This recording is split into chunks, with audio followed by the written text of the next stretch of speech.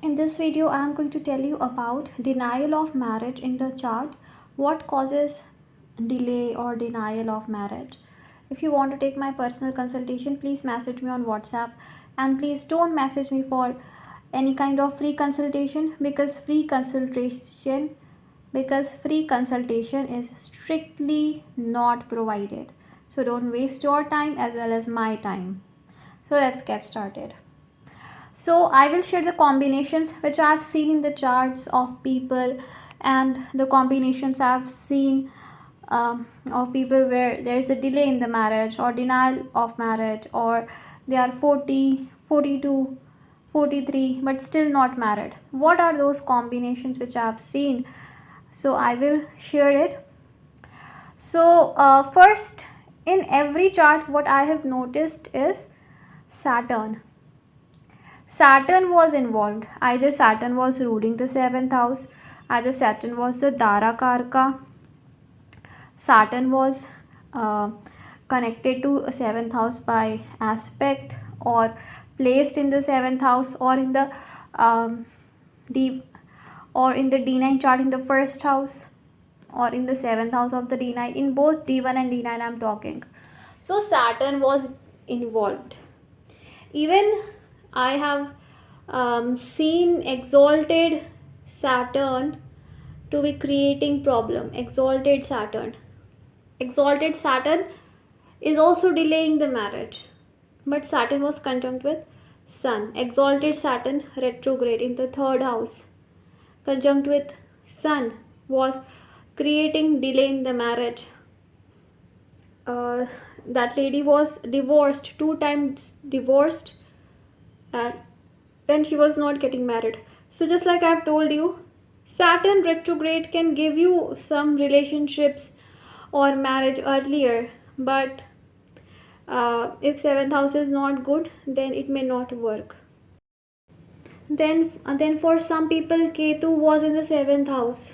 Okay, Ketu's aspect will not deny marriage, but Ketu in the 7th house can create delay or denial of marriage, especially if Venus is also not good, Dara Karka is also not good, 7th house is not good. Then only Ketu can delay or deny marriage. Delay it can of course do, but it will not deny marriage unless and until other combinations are there. But if Ketu is in the 7th house in the D1 also, D9 also, then there can be denial of marriage. Okay, but yet again things depend. And now one thing I want to make clear is that no astrologer should ever predict that there is a denial of marriage for someone, especially if someone in pain is coming to you. They are coming to you for hope, and you are telling them that there is denial of marriage. Then that's very very wrong, because God only decides the destiny of everyone. It's in the hands of universe. Okay, and universe is magical, it's full of magic, and remedies also matter. So someone predicting for you that it cannot happen is very wrong and should not be done, especially if it is not good for someone's mental state. Then it should not be predicted. And I don't think any combination in the chart can ever completely 100% lifelong deny something if the person is doing any remedy, or the person has faith that it will work out. So any astrologer should not do that. So Rahu in the 7th also can delay or deny marriage, and I've seen it in many charts, especially if 7th lord goes in the 6th house. So Rahu also creates obstruction in the marriage. But with Rahu Ketu, their dispositor is important. If dispositor is not in the condition to give marriage, then only marriage is delayed or denied. Otherwise it is not. Yes, Rahu Ketu gives lots of obstructions. With Ketu in the 7th house, the thing happens is the person very easily can end the relationship, or if the person is not happy in that relationship or circumstances are not in favor, that person gives up easily, or doesn't put much effort for that relationship, or wants that relationship to end, or ends that relationship. So with Ketu this happens, because Ketu is detachment. So detachment from relationship or marriage can happen. Rest depends upon other combinations. But Ketu, but when Ketu is in your 7th house, if your marriage is not spiritual, or there is no spiritual or divine involvement in the marriage, then marriage will not work. That marriage will not work if there is no spiritual involvement. If your partner is not dedicated, devoted towards you, if your partner doesn't carry the traits of Ketu, your marriage will not work. Because Ketu is spirituality. What is spirituality? Spirituality is, the person is simple, the person believes in God, the person is dedicated and devoted towards you unconditionally. With Ketu in the 7th, your partner should be unconditionally devoted towards you. If you get that type of partner, then only it will work out. Otherwise, there are chances it may not work out. Okay. And with Rahu in the 7th, your partner should be materialistic. Your partner should have that materialistic desires. Then only that you will match with the 7th house. Because the person you are dealing with should always match with the features of your 7th lord, 7th house. If it is not matching, marriage will not happen only. It will not happen. If it happens, then it will not work. Read about what your 7th house is telling. Read about the nakshatra in which the 7th lord is. Even if you just see your 7th lord nakshatra, it will only tell you many things about your partner. So the traits of your partner should match with your 7th lord. Forget Venus, forget Darakarka, forget multiple things.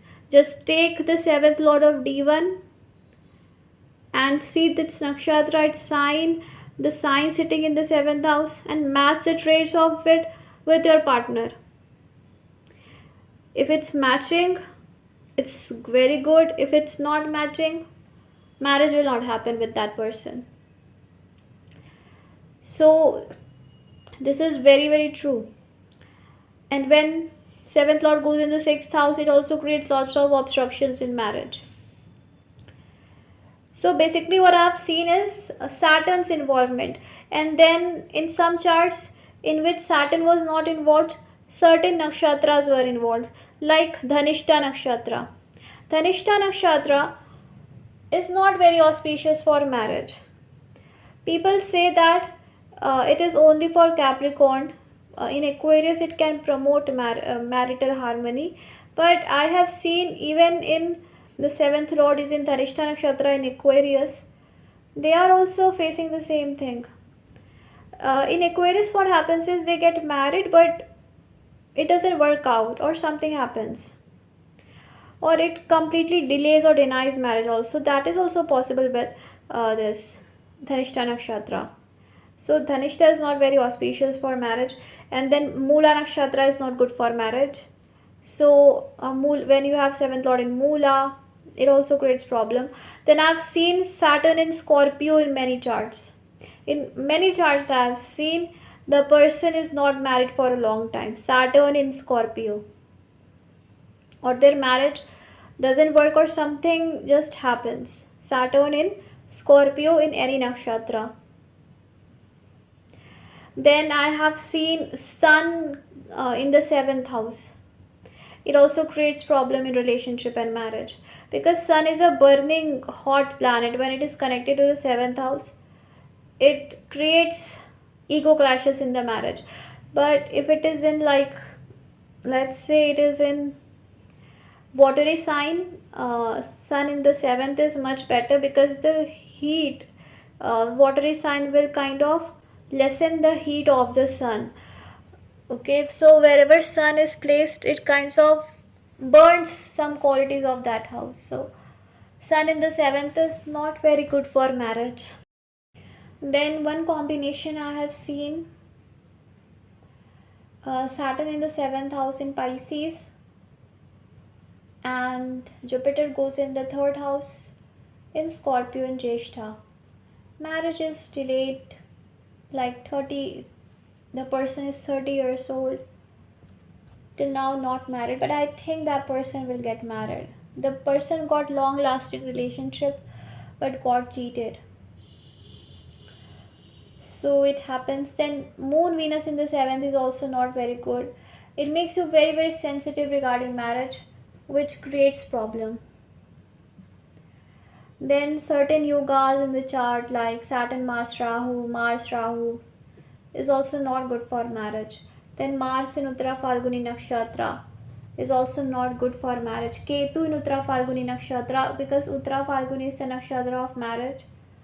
So Ketu in Uttara Falguni is not good.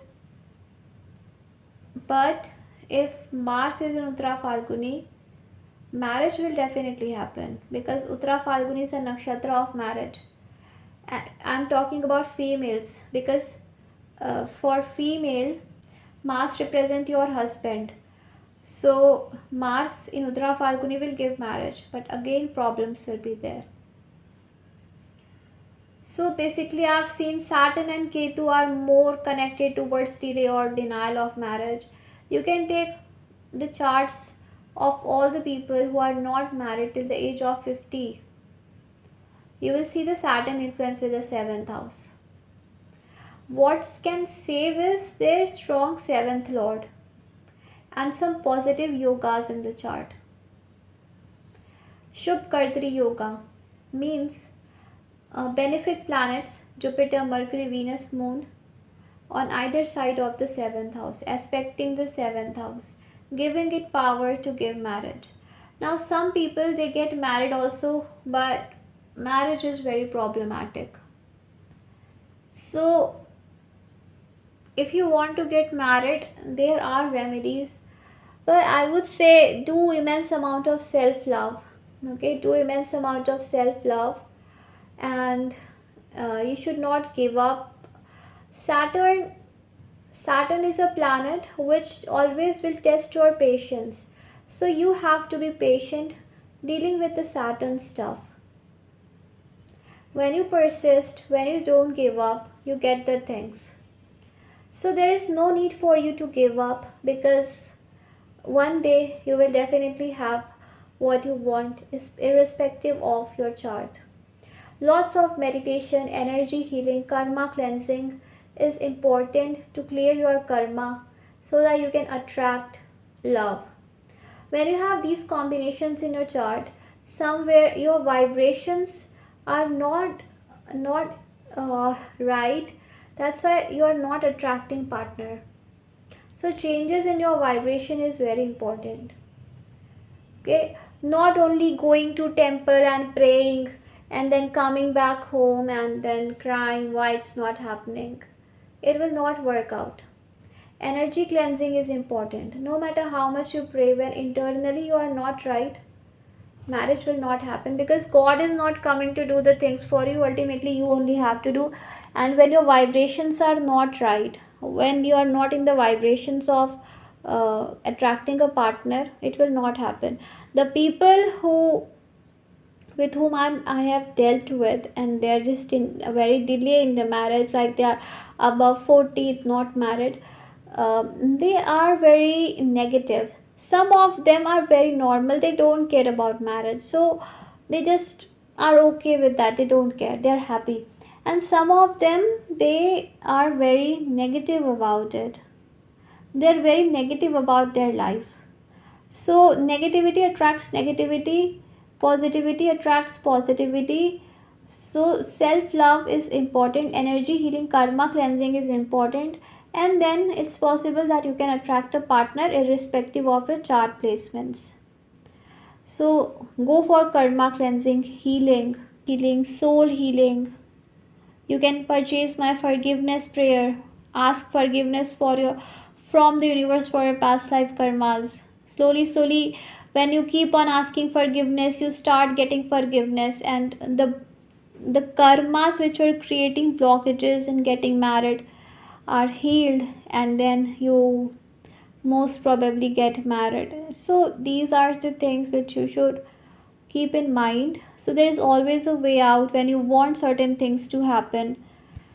So these are the combinations which create delay in the marriage, or kind of uh, can be denial also if you are not doing proper remedies.